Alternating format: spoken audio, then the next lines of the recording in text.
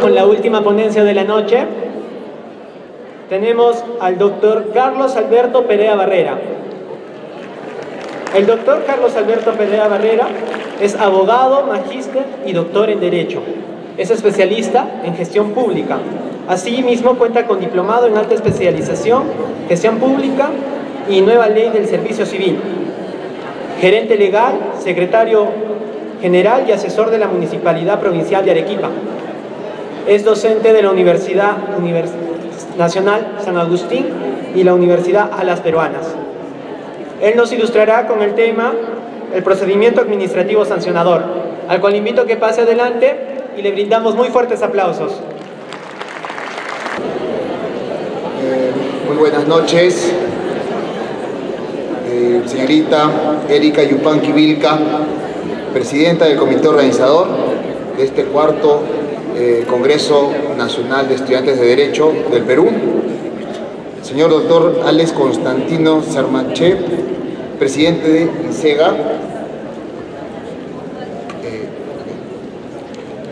distinguidos alumnos, señoras y señores. En principio, tener el grato honor de poderles brindar un saludo a nombre de la ciudad de Arequipa.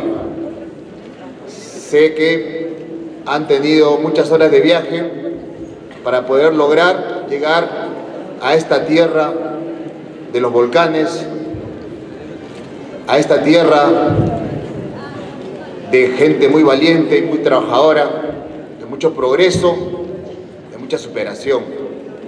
Pero sobre todo, téngase en cuenta que están en la tierra de grandes juristas que nos dieron un sitial muy importante en la República. Muchas gracias por su presencia a nombre de Arequipa, a nombre de este pueblo que los recoge con los brazos abiertos. Muy bien, ingresando ya al tema que nos ocupa el día de hoy, hemos preparado un tema que es de mucha importancia y trascendencia para un estudiante de Derecho. Téngase en cuenta que en el derecho en general se tiene que tener dos aspectos muy importantes, muy precisos y claros. La existencia de un escenario de derecho judicial y la existencia de un escenario de derecho administrativo. Nosotros, como futuros abogados, debemos tener presente que para poder desarrollar nuestras actividades profesionales debemos tener conocimiento de ambos escenarios, el administrativo y el judicial. Nuestro país tiene una historia de poca data respecto de la actividad procesal administrativa. A partir del año 1967, con la ley 26.111, fue la primera disposición de normas reglamentarias de las cuales se tiene conocimiento. Aproximadamente tenemos 50 años de actividad procesal administrativa y como tal, pues esta rama del derecho, sinceramente, ha sido muy poco desarrollada en nuestra historia de derecho en el Perú. No obstante ello, la comunidad jurídica a nivel internacional y la nacional pues han propiciado una acelerada actividad de desarrollo de esta rama de derecho y a la fecha tenemos una vigencia importante de normas de derecho procesal administrativo, dentro de las cuales vamos a ubicar el tema del día de hoy, la actividad del procedimiento administrativo sancionador. Tenemos que tener en cuenta que el marco normativo que a la fecha está vigente en el derecho peruano es la Ley del Procedimiento Administrativo General, vigente a partir del año 2001, y su texto único ordenado aprobado en el mes de marzo del año 2017. Hace un año y meses se incorporó en un único texto ordenado toda la normativa de derecho administrativo procesal que se encontraba dispersa en el escenario jurídico nacional. Desde la redacción de la Ley del Procedimiento Administrativo General, la redacción original, se tiene que el procedimiento administrativo se divide en dos: un procedimiento administrativo general y otros dos procedimientos especiales, uno trilateral y otro sancionador.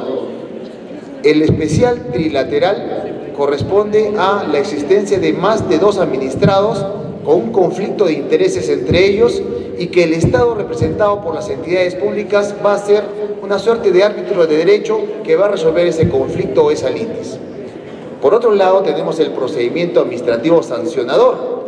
Este procedimiento administrativo sancionador tiene una peculiaridad al anterior señalado, toda vez de que integra dos partes del procedimiento, pero este procedimiento no es uno que nace a partir del impulso de parte, es decir, cuando el administrado tiene el deseo, el interés de incoar su derecho de acción consagrado en la Constitución, en el artículo 2º, inciso 20, sino más bien este procedimiento administrativo sancionador se genera a partir de la potestad sancionadora que tiene el Estado, representado por cada una de las entidades. Entonces, ya nos hemos ubicado en el tema de desarrollo y exposición. Procedimiento administrativo sancionador es un procedimiento especial que forma parte de los procedimientos incorporados por la Ley del Procedimiento Administrativo General en las disposiciones reglamentarias administrativas vigentes.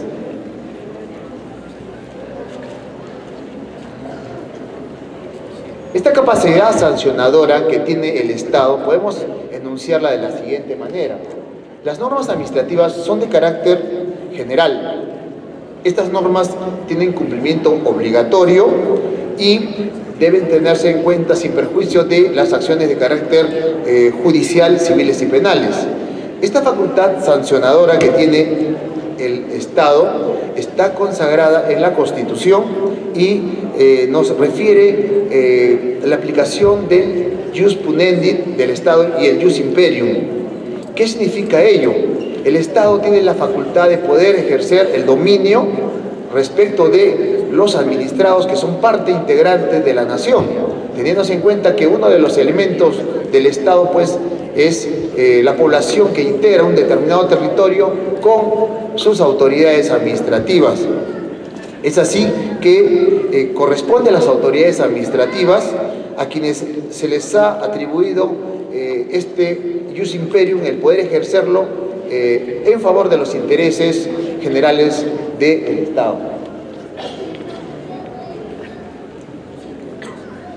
El desarrollo de la potestad sancionadora del Estado, de igual manera, está sujeta a una serie de principios y a una serie de actividades que van a cautelar este interés ante los posibles hechos y arbitrariedades que puedan generar los administrados y el propio Estado a través de una inadecuada aplicación de la sanción. ¿Cuáles son las finalidades de la potestad sancionadora? Tenemos una actividad de prevención y una actividad de represión.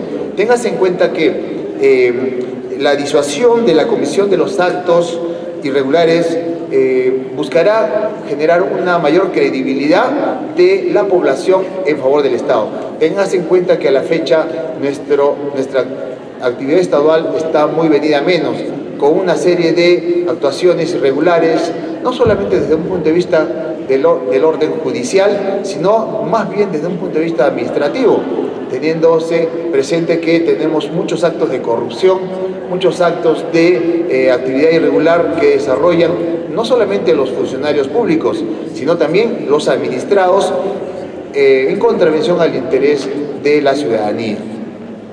De igual manera tenemos como característica la represión, pero esta es una represión que tiene el Estado bajo un contexto de responsabilidad, aplicando el principio de la proporcionalidad en la aplicación de las sanciones. ¿Qué es lo que se busca con esta actividad o potestad sancionadora? Lograr que el Estado tenga un mejor nivel de confianza en de la ciudadanía, mantener pues un equilibrio entre una adecuada convivencia armónica de la población y de igual manera lograr el respeto a un orden reglamentario de las entidades públicas. Téngase en cuenta que todas las entidades del Estado tienen las determinadas competencias y facultades que tienen que ser respetadas por los administrados. La inadecuada aplicación del derecho y de igual manera la inadecuada utilización de los derechos que tienen los administrados puede conllevar a una serie de actuaciones irregulares y en consecuencia infringir normas reglamentarias que están debidamente previstas y tipificadas como infracciones en el orden reglamentario nacional. Algunas premisas con respecto a la asignación de la potestad sancionadora. La Constitución señala que la potestad sancionadora del Estado faculta a la administración pública a sancionar infracciones al orden administrativo. Desde la Constitución tenemos que tener en cuenta que ya existe un mandato imperativo hacia todas las entidades públicas de poder generar normas de derecho administrativo que van a ser reglas de conducta de los ciudadanos. Aquí hay un tema que es muy importante que ustedes lo sepan. Este rol del Estado de poder buscar aplicar esa potestad sancionadora no se ha desarrollado de manera adecuada, toda vez de que nosotros como personas comunes y corrientes, ciudadanos, no sabemos a ciencia cierta cuáles son las infracciones que pudiésemos cometer como simples ciudadanos ante una actuación irregular nuestra o propia contra una entidad pública. Si yo, por ejemplo, estoy, un ejemplo muy sencillo, ante una acción irregular, pues tengo la necesidad de arrojar una bolsa con residuos sólidos a un contenedor de basura, lo correcto es esperar que llegue el carro recolector de basura y dejarlo en ese lugar, en la hora correcta, determinada por la entidad pública. Pero si yo la dejo, por ejemplo, ese grupo de elementos de desecho en la vía pública, pareciese que no fuese simplemente una acción irregular, ¿no? De repente es una cuestión de carácter consuetudinario que pueden tener muchas personas y que no tendría una naturaleza de reprochabilidad dentro del orden jurídico. Pero eso no es así, por cuanto ese tipo de acciones, inclusive que son tan sencillas de nuestra vida cotidiana, ya están reglamentadas como acciones de carácter irregular y por ende sancionables administrativamente. Así como ella, existe un cúmulo de actividades que pudiésemos cometer como ciudadanos y que pueden ser susceptibles de sanciones. El problema está en que nosotros como ciudadanos no tenemos una adecuada información de las entidades públicas para podernos prevenir de actuaciones irregulares en nuestro comportamiento como ciudadanos comunes y corrientes. Esta es una ausencia de comunicación y que tiene que trabajar mucho el Estado a través de sus instituciones públicas para con los ciudadanos. De igual manera tenemos como premisa que la Ley del Procedimiento Administrativo General, la Ley 27444, establece que el requisito para ejercer esta potestad sancionadora es su otorgamiento a través de una norma con rango de ley. ¿Qué quiere decir ello? Que no todas las entidades del Estado tienen la facultad de sancionar. No todas, gran parte de ellas sí lo tienen. Es por ello que tenemos que algunos entes de Estado sí tienen capacidad sancionadora, como por ejemplo municipalidades, gobiernos regionales, organismos constitucionalmente autónomos como la SUNAT, como Indecopi, como aduanas, como el Consejo Nacional de la Magistratura, el Jurado Nacional de Elecciones, RENIEC, OMPE, etc. Pero también hay otras entidades que no tienen facultades sancionadoras y simplemente son entes de conminación o entes de apoyo hacia la actividad que desarrolla la ciudadanía. Un ejemplo de ellos podría ser la Defensoría del Pueblo, que es un ente que lo que busca es buscar la paz social, lo que busca es intervenir en favor del administrado hacia las entidades del Estado o entidades privadas para poder lograr que estos administrados puedan lograr sus objetivos y también obtener sus pretensiones. Otra de las premisas de la potestad sancionadora del Estado es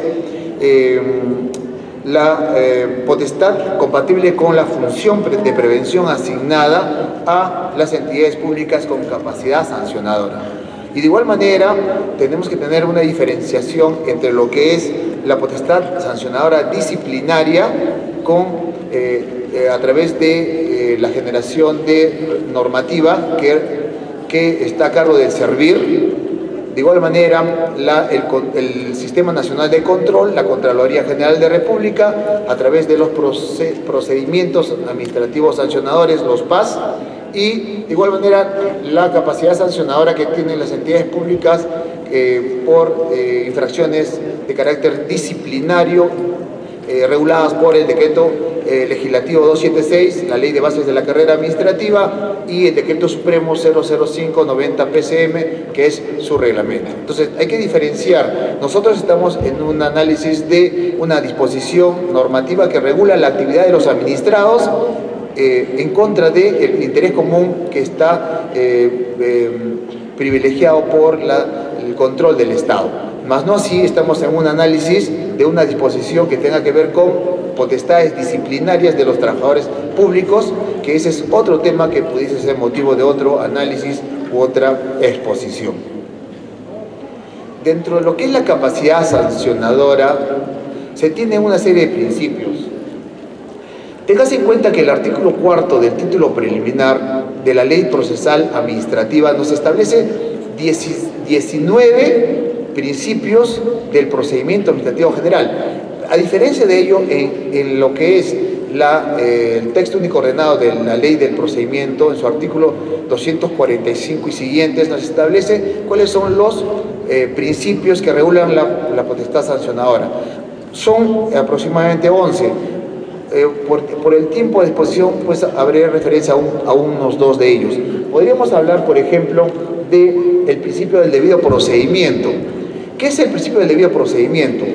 El principio del debido procedimiento no es más que aquel que permite que los administrados puedan obtener justicia administrativa a partir de que la entidad pública les reconozca sus derechos, les permita ejercer su derecho al descargo, a presentar medios de prueba, a que se les respete los plazos para poder ser resueltas sus pretensiones y sobre todo el debido impulso del procedimiento respetuoso de las etapas del procedimiento administrativo general y en este caso el procedimiento administrativo sancionador. Otro de los principios de los cuales pudiésemos hablar pues podría ser el principio del ne bis in idem, ¿no? El ne bis in idem pues supone que nadie puede ser sancionado doblemente por un mismo hecho, ¿no? Por una entidad pública o un estamento del Poder Judicial.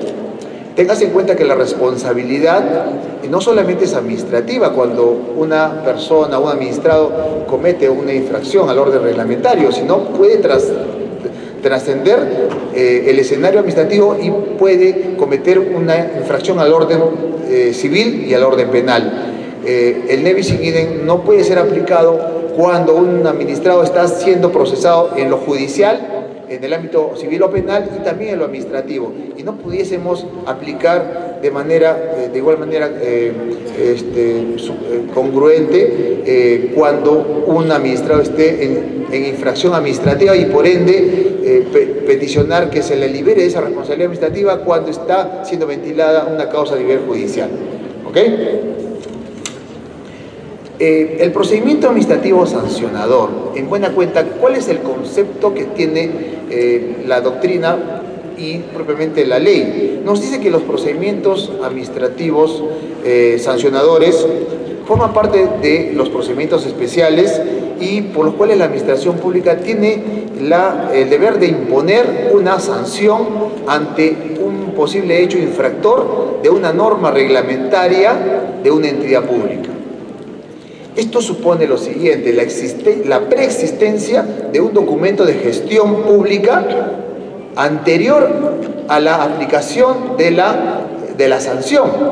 Así como, por ejemplo, en el ámbito judicial tenemos el Código Penal y su Código Procesal Penal, en el ámbito administrativo, todas las entidades del Estado con capacidad sancionadora tienen aprobados documentos de gestión que se les denomina, en algunos casos, codificadores de infracciones y escala de multas, en otros casos, reglamentos de infracciones y multas, reglamento de sanciones administrativas. La denominación puede variar, pero el contenido es el mismo. Las leyes administrativas obligan a que las entidades del Estado con capacidad y potestad sancionadora tengan que tener aprobados documentos de gestión en los cuales se incorpore expresamente las infracciones al orden reglamentario de la entidad. Esto significa que bajo el principio de tipicidad,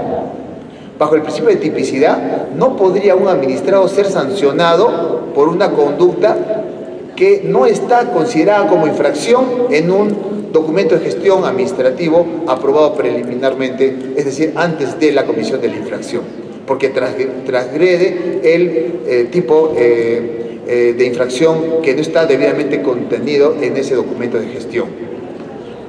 Les comento un caso que aconteció pues aquí en Arequipa, cuando recién estaba en boga el tema de los celulares, pues algunas de las empresas de telefonía celular solicitaban en una serie de jurisdicciones distritales las peticiones de autorización para colocar las antenas de telefonía celular, y se dio un caso excepcional en un distrito de la ciudad en el cual no habían incorporado dentro de su TUPA y dentro del codificador de infracciones y escala de multas el procedimiento de autorización de licencias de colocación de antenas de telefonía celular, y menos obviamente en su normativa reglamentaria infractora habían establecido como sanción este tipo de actividad de los administrados. En consecuencia, se presentó el administrado, es decir, la empresa de telefonía celular, con todos los requisitos previstos en el reglamento de la ley de telecomunicaciones, pues sí, existía una ley nacional, y la administración municipal simplemente le denegó la pretensión bajo el supuesto de que no se encontraba contemplada en el TUPA de la entidad. Ante ello, inmediatamente se inicia un procedimiento sancionador y se les aplica una sanción económica, pecuniaria, y la complementaria de retiro y demolición de la infraestructura que se encontraba colocándose, es decir, la antena de telefonía celular. ¿Qué pasó ante todos estos hechos? El administrado, en principio, objetó a través de una acción impugnatoria, derecho en contradicción, planteando una apelación y señalando la indebida aplicación de la sanción, toda vez de que no se encontraba tipificada como tal en el documento de gestión que manejaba esa municipalidad, y por ende, finalmente, el alcalde de esa municipalidad, obviamente asesorado por sus abogados, tuvo que aceptar la apelación, declarándola fundada, ordenando la nulidad de la resolución gerencial que disponía la multa y la demolición de las estructuras colocadas, y la autorización por mandato de la ley. Entonces, es importante saber de que en el orden administrativo tiene que estar debidamente preestablecido la conducta infractora que va a ser punible administrativamente. ¿Cuál es la finalidad de este procedimiento sancionador? Identificar aquellos sujetos que en el desarrollo de sus actividades infrinjan normas y disposiciones administrativas, y de igual manera imponer las sanciones que la ley establezca para dicha infracción. Cuando estamos ante un hecho que puede tener relevancia administrativa sancionadora, pues tenemos que tener en cuenta que la actividad estadual ya está debidamente organizada. A partir de la vigencia de la ley del procedimiento y su texto único ordenado, se ha establecido una estructura de carácter gerencial en las entidades del Estado, y para efecto de los procedimientos sancionadores a nivel administrativo se han tenido que establecer una diferenciación entre lo que es una fase instructiva, una fase sancionadora y una autoridad máxima administrativa. Todo ello supone pues una actividad preliminar al hecho de detección de las infracciones, como por ejemplo que un grupo de funcionarios y de trabajadores de la entidad tengan que tener capacidades debidamente de fiscalización y control para prevenir o supervigilar la actividad que desarrollan los administrados y que pudiesen tener algún tipo de contravención a una disposición reglamentaria administrativa. Pero ahí viene también nuestra primera reflexión. Nosotros como administrados siento yo que estamos desprotegidos toda vez de que todas las entidades del Estado, gran parte de ellas, tienen capacidad de sanción, es decir, nos pueden sancionar. Y nosotros, yo les pregunto, ¿tenemos conocimiento de cuáles son las conductas infractoras en las cuales pudiésemos incurrir en una actividad cotidiana de nuestra vida en común? A diferencia del orden judicial, penal, probablemente por un tema de ser la última ratio, el derecho penal ser pues un escenario mucho más complejo en el cual se está en juego pues la libertad de la persona, el honor, la reputación, probablemente derechos constitucionalmente amparados que tienen una prioridad. Pero eso no significa que por el lado administrativo también nosotros tengamos que tener una suerte de información bajo el principio de predictibilidad, de que las entidades públicas nos hagan conocer cuáles son las infracciones en las cuales nosotros pudiésemos incurrir. Les comento algo, alguien de repente me podría dar la respuesta. Ustedes saben, por ejemplo, cuál es la fecha límite para poder plantear o presentar su declaración jurada del impuesto al patrimonio, al inmueble, el famoso autovalúo. ¿Cuál es la fecha límite? Probablemente algunos lo saben, el 28 de febrero de cada ejercicio, ¿no es cierto? Pero muchos de nosotros no lo sabemos, y probablemente muchos de ustedes ya tienen, por ejemplo, la posibilidad de haber obtenido un inmueble y por ende ser pasibles a obligaciones de carácter tributario. Si nosotros no presentamos una declaración jurada y hacemos el pago del impuesto al patrimonio predial, hasta esa fecha vamos a ser susceptibles de una sanción administrativa por la ausencia de la declaración jurada. Es un hecho que pareciese irrelevante, pero no es tanto así, porque la multa es prácticamente el doble de lo que es el impuesto. ¿Y cuál es el tema que nos libera de tremenda responsabilidad? Las famosas amnistías que las municipalidades nos otorgan en determinados meses del año. Pero de no existir estas amnistías, que son el perdón a un hecho irregular, simplemente si por ejemplo alguien tendría que pagar 700 soles por el impuesto al patrimonio, al inmueble, por dos pisos de su predio, pues la multa va a ser el doble, casi 1.500 soles que pagar. Pues no nos va a gustar pagar una multa por no haber tenido de repente cierta información previa antes de concretarse pues esta infracción. El marco normativo de esta actividad sancionadora la tenemos en la Constitución, la tenemos en el texto único ordenado de la Ley 27444, que fue aprobada por el Decreto Supremo 006-2017 Justicia, y de igual manera tenemos los reglamentos internos de infracciones y multas de las entidades públicas y las diversas directivas que cada una de las entidades públicas tiene. Entonces, téngase en cuenta que existe un marco legal ya preestablecido en el cual se incluye las disposiciones de carácter reglamentario de las entidades del Estado con capacidad sancionadora para efecto de imponer sanciones ante la infracción o ante las actuaciones infractoras de parte de los administrados. Este procedimiento administrativo sancionador tiene tres fases: una fase instructiva, una fase sancionadora y finalmente, de ser el caso, el administrado ejerza su derecho a la contradicción, una tercera fase, que es la fase final, la fase concluyente, que está en el dominio de la autoridad máxima de la entidad pública. Empecemos por la primera fase, la fase instructora.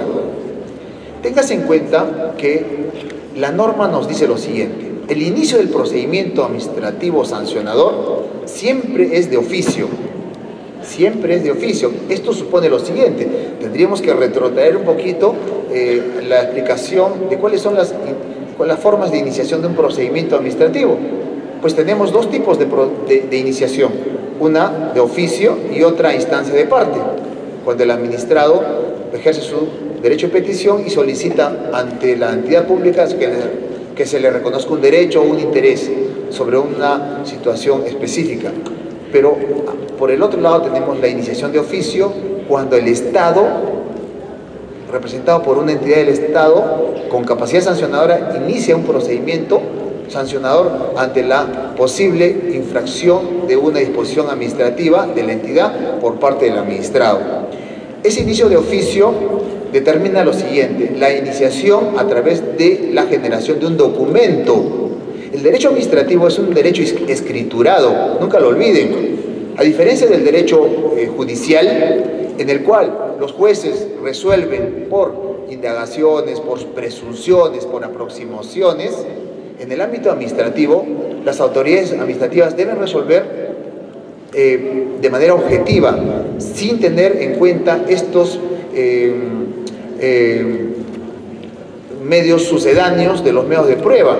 Es decir, no existe una decisión administrativa en la cual se resuelve sancionar al administrado Juan Pérez Luna porque supuestamente ha permitido el ingreso de menores de edad a un local comercial. No se puede aplicar presunciones ni aproximaciones. Entonces, la iniciación de oficio supone la entrega al administrado supuestamente infractor de un documento que se denomina acta de inicio del procedimiento sancionador o resolución de inicio del procedimiento sancionador. Este documento debe otorgar necesariamente cuanto menos 5 días hábiles para que el administrado haga su descargo. Si, por ejemplo, le están imputando un cargo, por ejemplo, una discoteca que funciona sin autorización, pues obviamente va a ser susceptible de un procedimiento sancionador. Entonces, dentro de esos 5 días, el administrador o propietario de este local comercial tendrá que demostrar que sí tiene licencia de funcionamiento. Pues si la tiene, simplemente este procedimiento se archiva. Pues si no la tiene, va a continuar el procedimiento sancionador hasta la resolución decisoria. Luego de estos 5 días, la autoridad administrativa, en este caso la autoridad instructora, tiene la obligación de aperturar un periodo de prueba, que son de 3 a 15 días como máximo. Casuísticamente manifestarles que pues durante nuestros años de experiencia administrativa hemos visto muchas situaciones de malas prácticas administrativas en las cuales los funcionarios y los servidores públicos incumplen este tipo de reglamentación de los procedimientos administrativos, y en consecuencia los abogados no se dan cuenta de la ausencia de determinadas formalidades que pudiesen determinar finalmente la anulación de las resoluciones que se emitieron en contra de sus patrocinados. ¿Qué significa ello, queridos alumnos? Todos ustedes van a ser futuros abogados próximamente. Ténganse en cuenta que cuando ustedes realizan actividad administrativa, que es aproximadamente el 70% de la actividad que un abogado desarrolla en su vida profesional, ya no es como antes. Antes era al revés. Todos nosotros nos formábamos para ser abogados penalistas o abogados civilistas. Pues ahora no. Ahora el mundo moderno supone la necesidad de tener una especialidad dentro de las diversas gamas del derecho. Y el hecho de que ustedes pues no conozcan ciertas ramas del derecho en su vida, en su formación de juristas, va a generarles un problema futuro. Por ello es de que les refiero como experiencia de que muchos abogados de anterior data, de formación anterior, creen de que en la vida administrativa lo único que van a poder impugnar es actividad que desarrollan los trabajadores y funcionarios públicos respecto del fondo del asunto, cuando la forma también es importante para efecto de poder lograr el objetivo final en favor de su patrocinado. ¿Cuál es? Pues, de ser el caso, una resolución esté en contravención al interés de su patrocinado, simplemente peticionar que se deje sin efecto por alguna ausencia u omisión de alguno de los requisitos de validez del acto administrativo. Terminada la fase de instrucción, es decir, los 3 a 15 días donde se tienen que actuar los medios de prueba, finalmente la autoridad instructora está en la facultad de poder emitir la resolución. Resolución sancionadora o resolución absolutoria. Si es que esta resolución es sancionadora, el administrado puede plantear pues, los recursos que correspondan, pero ojo, en la etapa instructora todavía no hay resolución. Hay un error de muchas entidades del Estado que en etapa instructora se generan resoluciones administrativas, cuando la norma señala que se tiene que emitir un informe final instructivo, que no es posible ser impugnado. Una de los vicios de nulidad de los actos administrativos es cuando el acto administrativo no puede ser impugnado cuando no tiene esa naturaleza. Un oficio, una carta, pudiese ser impugnado, sí, pero siempre y cuando tenga en su contenido la decisión final de la entidad.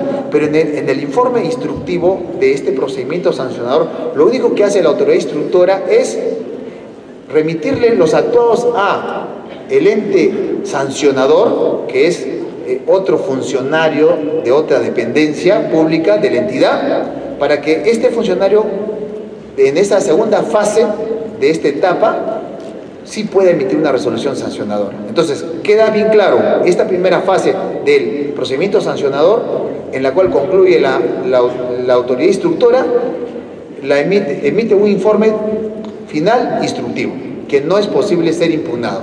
Este informe final instructivo y sus actuados van a ser derivados a la dependencia de las sanciones. En algunas entidades se le denomina gerencia de sanciones administrativas, ¿no? Esta gerencia de sanciones administrativas, que es otro estamento distinto, recibe el expediente y lo que va a hacer es correrle traslado al administrado por un plazo igual de 5 días para que haga su descargo. Es decir, que en esta segunda etapa de la fase instructiva también el administrado tiene la posibilidad de hacer sus descargos. Luego de ello, en esta segunda fase también esta autoridad sancionadora puede generar actuación probatoria complementaria si es que el administrado le ha dado elementos de juicio suficientes para poder desarrollarlos. Con ello, finalmente se emite la resolución sancionadora. La resolución sancionadora se notifica al administrado como también a la autoridad que hizo conocer el hecho infractor o la denuncia administrativa ante cualquier persona natural o jurídica que así haya hecho conocer los hechos irregulares a la administración pública. Una vez que es notificada la resolución sancionadora,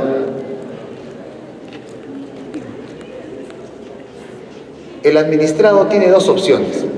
Si es que la resolución le genera un perjuicio,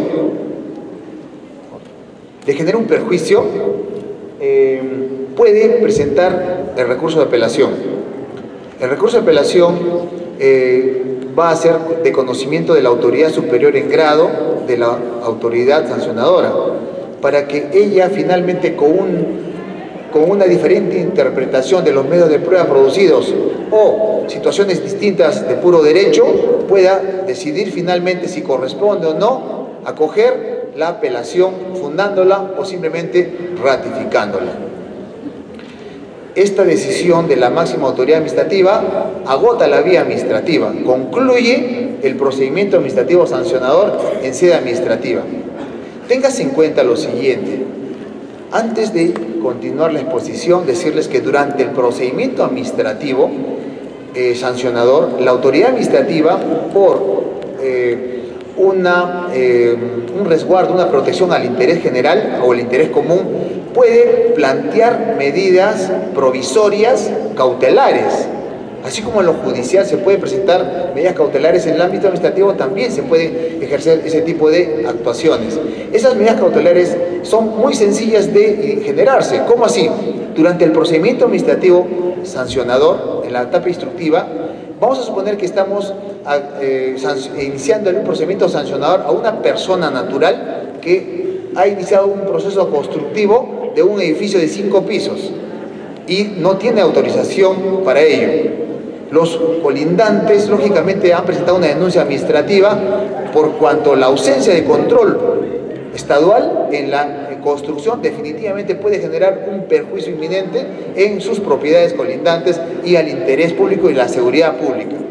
Inmediatamente, la autoridad instructora del procedimiento sancionador puede generar un informe técnico bien documentado y bien sustentado para que el ejecutor coactivo de la entidad pueda emitir una resolución de ejecución coactiva a partir de la necesidad de una medida cautelar.